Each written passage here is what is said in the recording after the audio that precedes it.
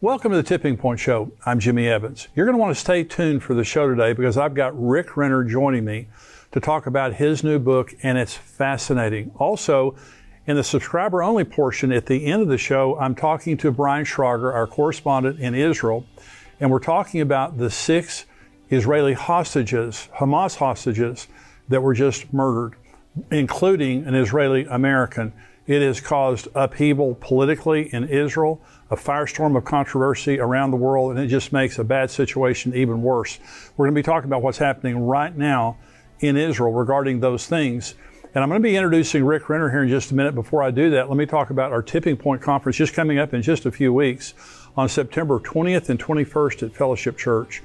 If you haven't gotten your tickets to attend in person or for the live stream, go to conference.endtimes.com right now.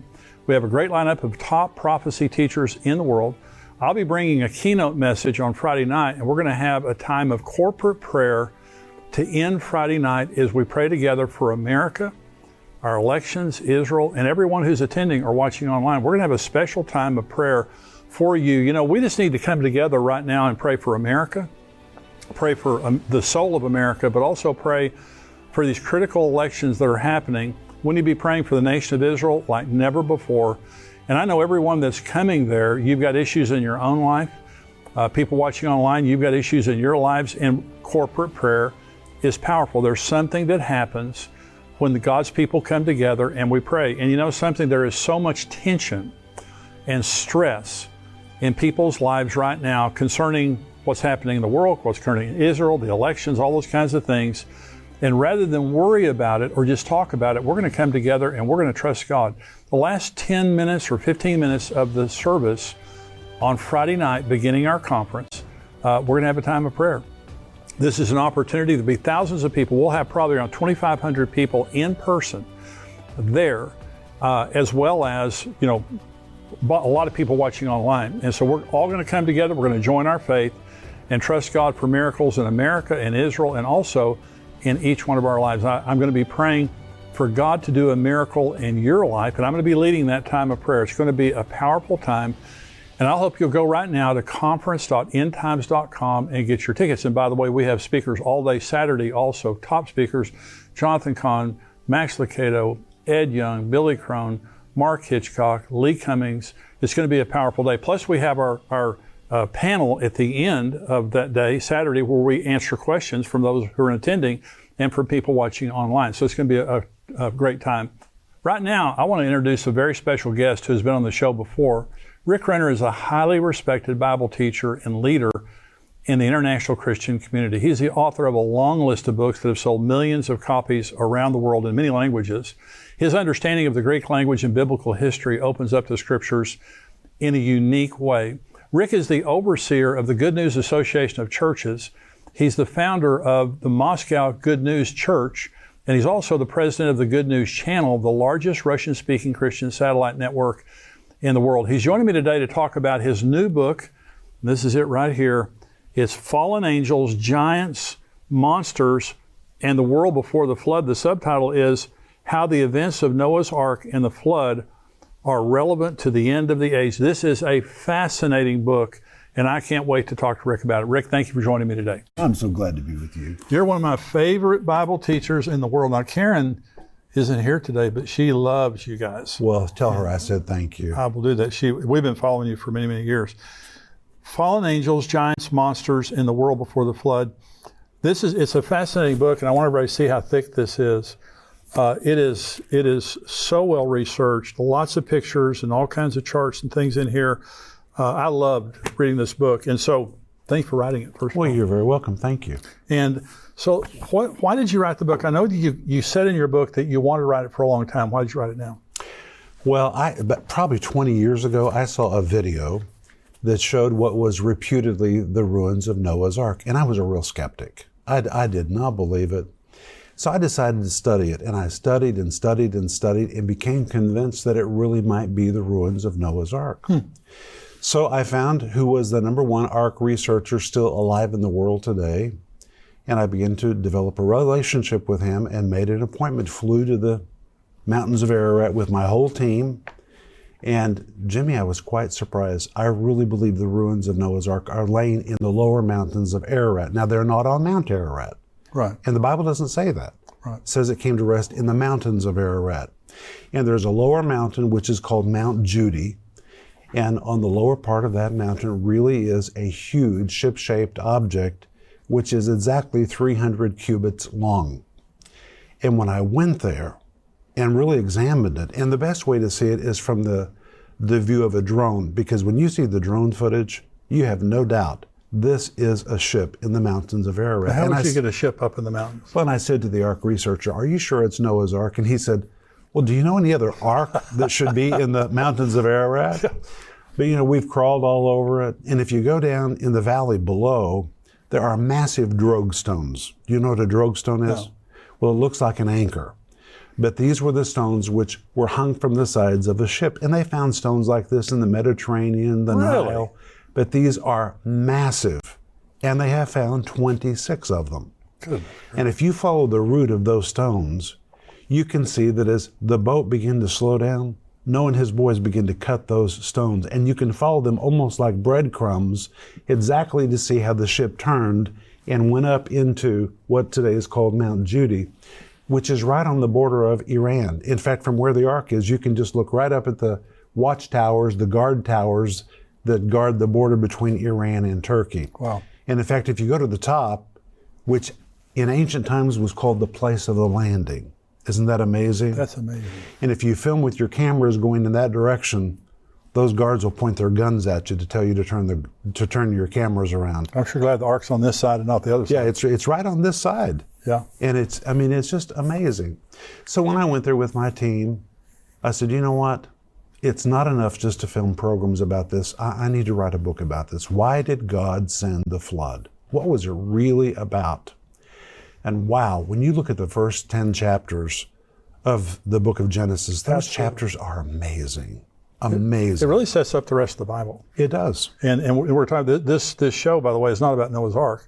It begins there, but this is about, really, the Bible starts with Genesis 1 through 10, and the giants were on the earth. They were. And the flood came to wipe them out and everything. But the documentation of Noah's Ark is very important. It is. Because if you think that the Bible is just a storybook, as some do, archaeology proves the Bible. And this is an example. You've been there. I have. But if it turns out that that is not Noah's Ark, it doesn't change one word I wrote in this book. Exactly. Because everything in this book is, it's biblically based. So very, very well researched. And so you talk about how many people were on the earth at the time of the flood. How many people do you think were on the earth? At least several million. You know, Jimmy, in Matthew 24:37, Jesus said, as it was in the days of Noah. And when you read that in the Greek text, as it was is the Greek word husper. And it means exactly, precisely as it was in the days of Noah, so shall it be also in the days before the coming of the Son of Man. So Jesus was prophesying that whatever was happening in the world before the flood is going to be replicated at the end of the age.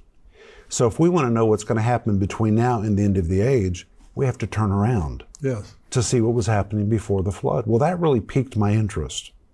So I began to dive into the Old Testament, especially Genesis chapter 6, verses 1 through 4, where it talks about the sons of God that came into the earth, saw the daughters of men that they were fair, and took them, it says wives, but actually took women to mate with. Right. And this is a reference to the watchers, who were angels, Right. who God in His love set in the earth to watch over fallen man.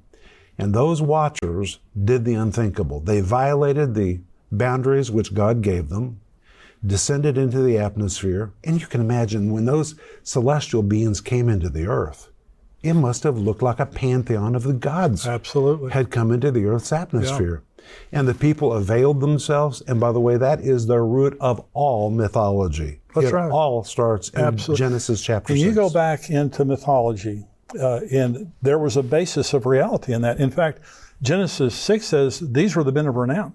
That's right. There were giants on the earth in those days. These are the men of renown. And the interesting thing about Genesis 6 is there's no commentary. And so Moses wrote the first 5 books of the Bible. There's no commentary. And one of the commentaries I read about that said there's no commentary because he assumed everybody knew what he was talking about. In other words, he didn't have to explain it. It was well known. It was well known. Yeah, it's quite shocking to me. You know, if you look at mythology around the world, they may have different names for their gods, but it's all the same bare bones of the same story. Right. And so it all goes back to Genesis chapter 6, when these angels descended into the earth. And you know what? Jude writes about it. Peter writes about it. And they write real vividly about it. Yes. And what really shocked me is that Jude quotes from the book of Enoch. Well, I had never taken the book of Enoch seriously because it's an extra biblical book. Right. And in fact, people who told me they were reading the book of Enoch, I would say, oh, don't waste your time on that. But you know what? The first 36 chapters of the book of Enoch are very, very old. And there are scholars now who believe those 36 chapters predate the flood. Really? And those chapters, they're not biblical, but they are commentary on what was going on in the world before the flood. When these angels descended into the atmosphere, they began to have sex with women. The women became impregnated and gave birth to giants, and that's the word Nephilim, from the word Nephal. It describes those that are fallen. It could also describe what they did to people. They fell on human beings. And some scholars say that it described the human response to the giants. People collapsed. They fell when they saw them because they felt like they were grasshoppers in their sight. Yeah. These were massive, massive beings. Yeah. And the book of Enoch, parts of it, were found in the Dead Sea Scrolls, along with another book called the Book of the Giants. Wow. Well, that's another book I didn't take serious, but I was wrong. It is a very serious ancient document which describes the behavior of the giants.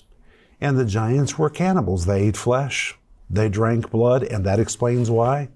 This weird rule that God gave to Noah when they came off the ark. Of all the laws God could have given, God's first law was no more drinking of blood. Okay, so on the History Channel, William Shatner, Star Trek. Well, he looks good for his age. Well, he's in his 90s. It's amazing. It's amazing. He was commentating, narrating a story about Arizona of red-headed giants. I've read about it. Arizona, they were cannibals. In that cave. In the cave. And the Indians, they were cannibals, and the Indians came against the giants and drove them into this cave and burned them there, and the cave still has all the burn marks on it. And so the Nephilim that you're referring to, the cannibals, is they spread out on the earth. They did. And so there are giant accounts. First of all, there are global flood accounts all over the world. There are 270. Oh my gosh. So, and then there are giant accounts all over the world. There are. Yeah. And so this is not something that's not documented. This is documented very, very well. But these were bad people. And the book of Enoch, and I've read the book of Enoch. Now, there's a second, third book of Enoch that are not respected. That's correct. Okay, but the first book is. I read the book of Enoch. Right. It was written to Jews living in the end times. That's right. And even in Jude, when he references Enoch, is talking about the Lord will come with 10,000 of his saints. And so, again, it's an end time reference. And so Enoch, I believe, is not inspired. It's not biblical. It is not. But it's historical. I view it as commentary. Right. And during the intertestamental period between the Old and the New Testament, it was very, very popular. And obviously Jesus' family was reading it because Jude was the half-brother of Jesus. Yeah. He refers to it. I mean, so I decided, you know what, if Jesus' brother was quoting the book of Enoch, maybe I need to go back and read those first 36 chapters, which are the oldest part of the book. But you know, Jimmy, when you read Genesis chapter 5, it gives all the forefathers of Noah. Right. And it begins with Jared. Well, the name Jared was a prophetic name. It means they shall come down. And his name marked the moment when it seems like these angels rebelled against the authority of God and begin to come down into the earth. Wow. And from that point forward, all of those names of Noah's forefathers, they all have significant meaning. You know, you come to Enoch, and the name Enoch means to teach or to correct. And if you read the earliest parts of Enoch, he tried to bring a correction to these angels and what they were doing. Yeah. Then he gave birth to a son whose name was Methuselah. And Methuselah's name means when he dies, then it shall come. That's the judgment. So Methuselah, when he died, the flood came. It came right after that. Yeah. He had a son whose name was Lamech. It's where you get the word lamentation. So it seems that the very apex of this nefarious event took place during his time. And he had a son whose name was Noah, which means to bring rest or to bring relief. And something that just really blessed me was Hebrews 11:7 says that Noah being warned of God. Well, people think that Noah just himself had this revelation from God. But in fact, God had been speaking for generations. The judgment was coming. It started back in the time of his great-great-great-grandfather Jared. And that revelation had been passed from generation to generation to generation. So Noah didn't just wake up and get a word from God by himself. He had been told from his forefathers, there's a time when this thing's going to end. And the reason it blessed me was because it made me think about our responsibility to pass the word of God from one generation to another generation. That's right. Noah had ears to hear because his heart had been prepared by his forefathers. I think it's amazing. I think it's absolutely amazing. Now, Noah, and you talk about Noah was 500 years old when he received the instructions to build the ark. That's right, 500 years old. And so he had sons after that? Well, the Bible says his first son was born about the time that he was 500. Right. And he built for 100 years. Built the ark for 100 years. Now, God gave a warning that he was going to give mankind 120 years to self-correct. Let's talk about that. Because now, a lot of people are confused about that, because a lot of people believe when God said, I won't strive with men forever. Right. The days of their lives will be 120 years. Right. Some people believe that's a generation in the Bible. You believe, and you document that in your book, that this is from the time that God proclaimed judgment until the time the flood came, there's 120 years. That's correct. Yeah. So God said, I'm going to give 120 years. I'm not going to tolerate this mess forever. Right. I mean, think about it. God created the world to be a good place. And now all these horrible violations and aberrations and hybrid creatures are roaming the earth. And you know, Jimmy, when I wrote this book, I had a doctor who is a believer who read part of it, and he got really offended with me. And in fact, he accused me of being a blasphemer. I said, a blasphemer? He said, yeah. He said, the Bible clearly says that everything produces after its own kind. How can an angel and a woman produce a giant? Well, that's a very good question. God's intention was that everything produced after its own kind. But in some way which we do not understand, these angels violated that barrier. Right. They violated it. And you know what? Rules are being violated in laboratories all over the world today. That's exactly right. They're creating all kinds of things God never intended to be created. And so that's what happened before the flood. And through these giants, horrible violence and corruption began to fill the earth. And if you read the book of the giants, it says that the giants, just like the angels defiled the women, the giants began to defile animals. And the result was the animals gave birth to monstrous beasts. And that explains why you find the same beasts in mythology all over the world. Cultures that never knew each other, never met each other, but they all tell the same stories about the same kinds of beasts. Like what kind of beasts? Well, like the centaur. I mean, these things were real creatures. You know what? Sometimes people think, well, those old pagan mythology, they just had overactive imaginations. These were the people who created geometry, right, archaeology. They built the pyramids, which we still to this day don't know how to build. These were brilliant, brilliant people who did not have just overactive imaginations. Yeah. And though some of the stories were absolutely legendized, if you go back to the beginning, there was an echo of a memory when they all could remember giants and beasts that were roaming the earth in the days before the flood. And God sent the flood not to destroy. And in fact, the word destroy, which is used in Genesis chapter 6, really is the word to purge. It was a purging operation to clean things up. Well, when it says that Noah found grace in the eyes of the Lord, but Noah was perfect in his generations. Right. Everybody needs grace. Noah was not a perfect man. Right. But he was genetically clean. That's right.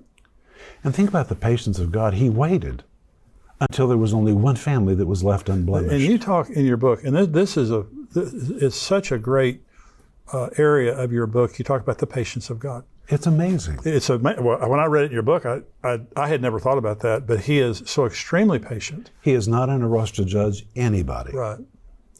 But you know, Jimmy, when I went to the lower mountains of Ararat, now I've been there multiple times. I've spent a lot of time there because when you see the ruins of Noah's Ark, you just don't want to leave. You want to stay there and really ponder. Yeah. That ship was enormous, especially when you come from the lower end, from the stern of the ship.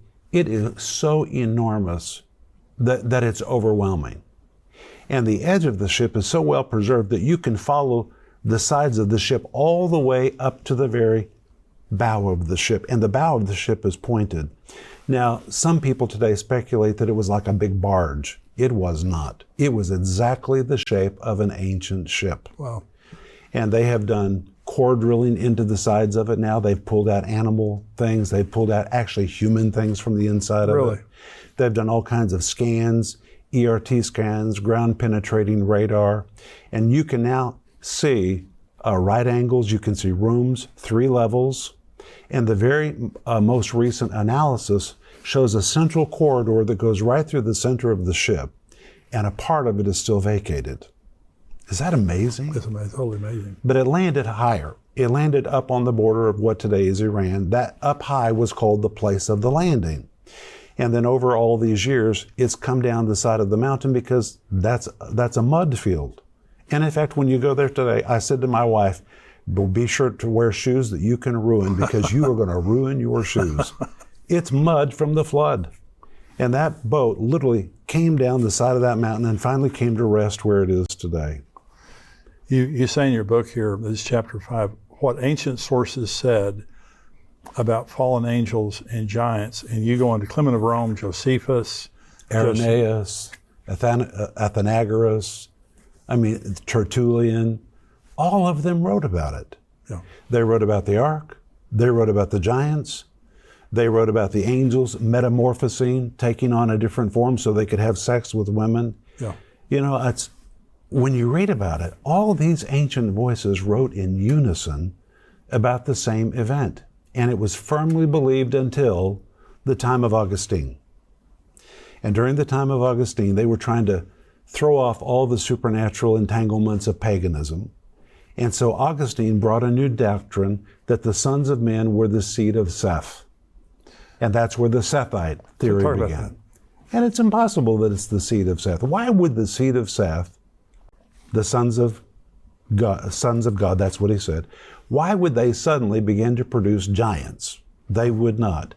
And I cover in this book why it cannot be the sons of Seth. So you believe the angels returned, the fallen? Oh, absolutely. Yeah. Absolutely. There was an incursion which occurred before the flood.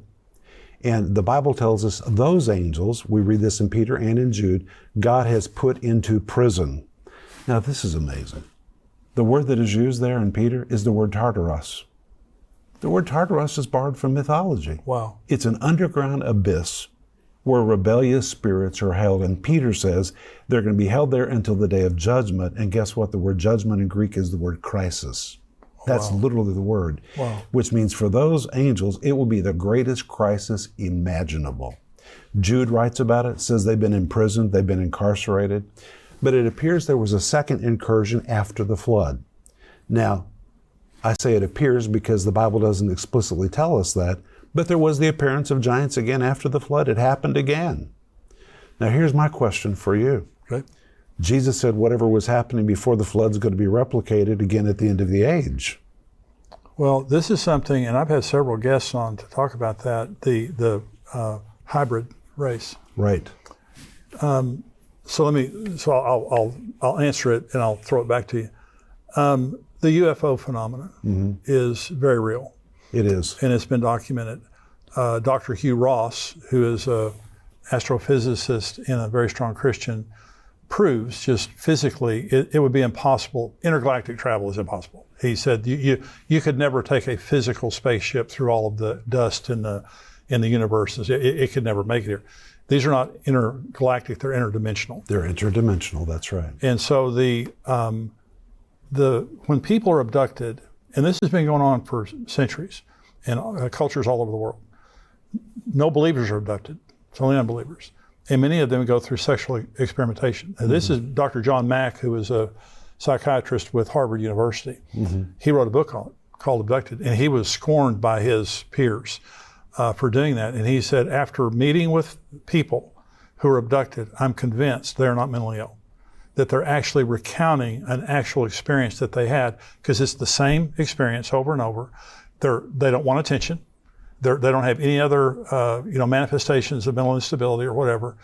And so they're saying they were abducted, they went into these spaceships, that they had sexual experimentation or whatever. And so I believe it's demonic. I believe you agree with that. I do. That it's deception. And this is another thing I say, Rick. Imagine that the rapture happens right now. And the next thing that happens is there's a UFO over New York City, Washington, D.C., Los Angeles, London, Moscow. Which gets more attention? Right. Okay. And so the Vatican has been studying UFOs for a long time. They have an observatory on Mount Graham in Arizona.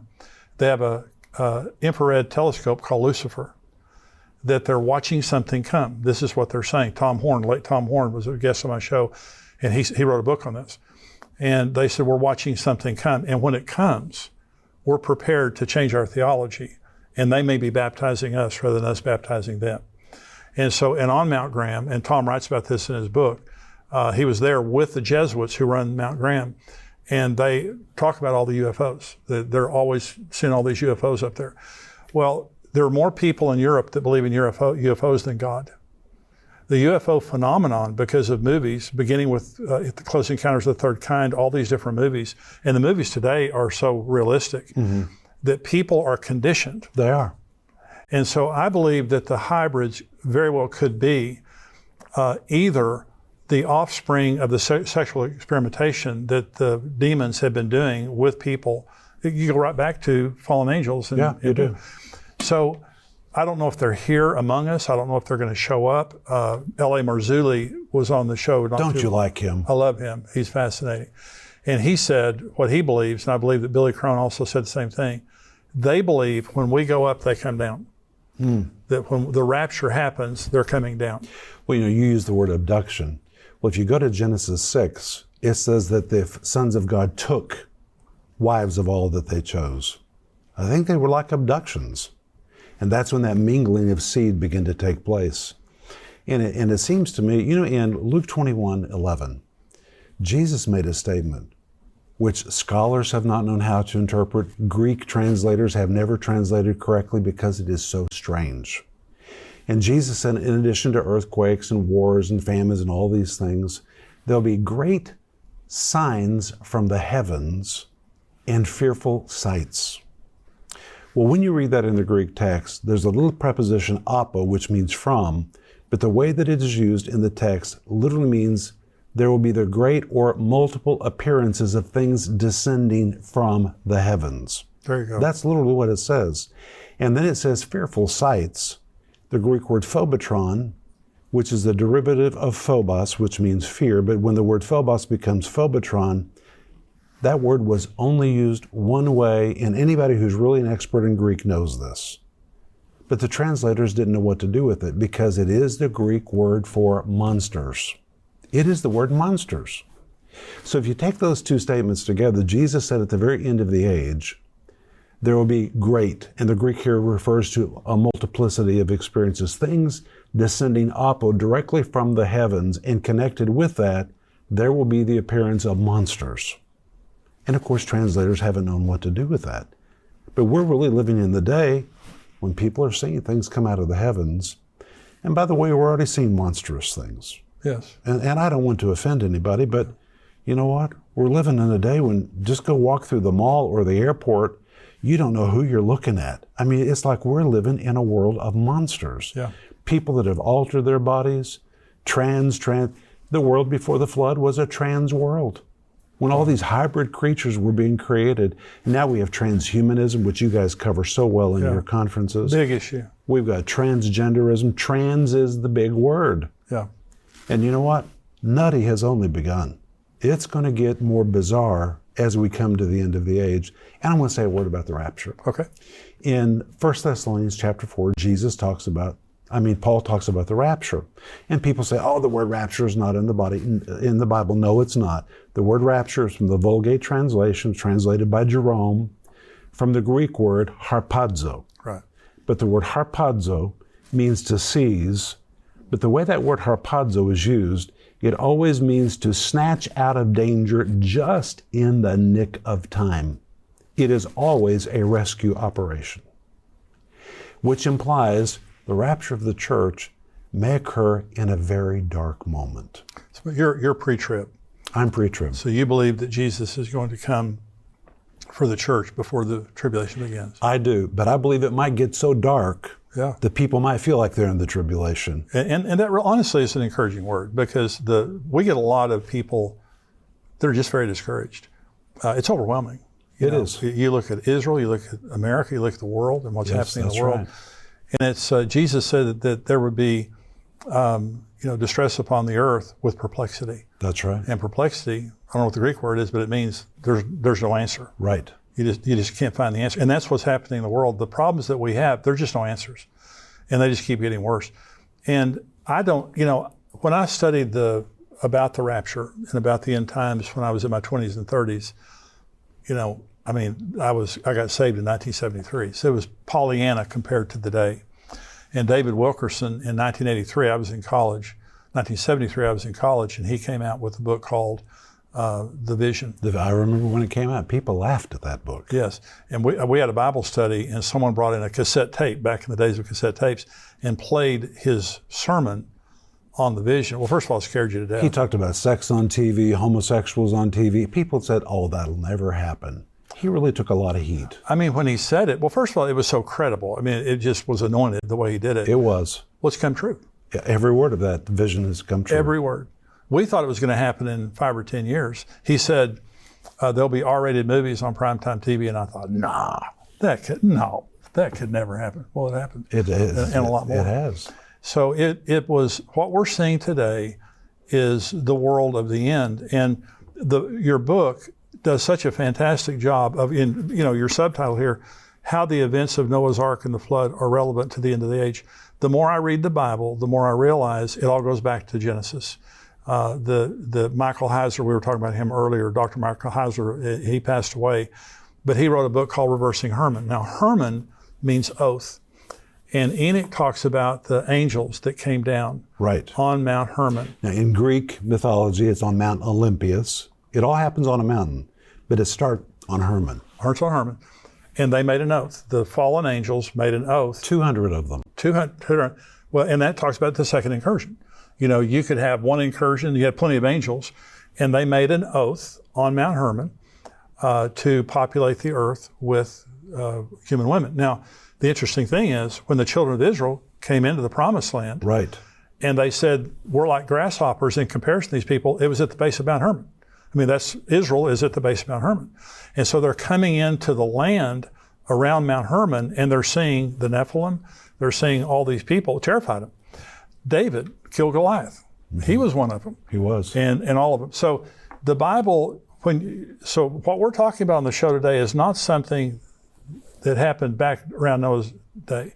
It's something that happened in Noah's day that continues to happen today.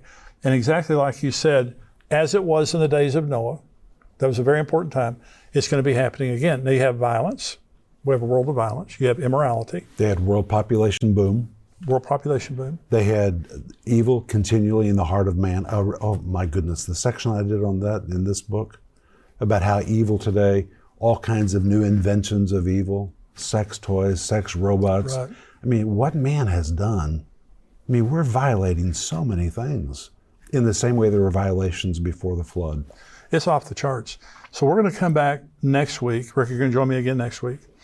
And we're just now getting, honestly, we're just barely into the book. And so we're going to continue to talk about Rick's book. Thank you for joining me today. It's good to be with you. And we'll be back again next week. Thank you for joining us for today's show. Now we're going to go right now into the subscriber-only portion.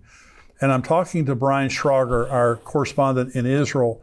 And we're talking about the 6 hostages that were just now murdered by Hamas. And there's an upheaval in Israel politically, militarily, and also just it's just a firestorm in the world that's been set off by this. We're going to be talking about what's happening in Israel right now in real time. So I want you to stay tuned for that. This is the subscriber-only portion of the show. If you're not a subscriber, go to endtimes.com. You can become a subscriber for $7 a month. You can watch the entire Tipping Point show. And we have podcasts all through the week by Brian Schrager, Dr. Mark Hitchcock, myself. We have articles. We have all kinds of information that comes out, breaking news. I would love for you to be a subscriber. Go to endtimes.com right now and become a subscriber for $7 a month. If you are a subscriber, stay tuned. I'm going to be coming right back with Brian Schrager.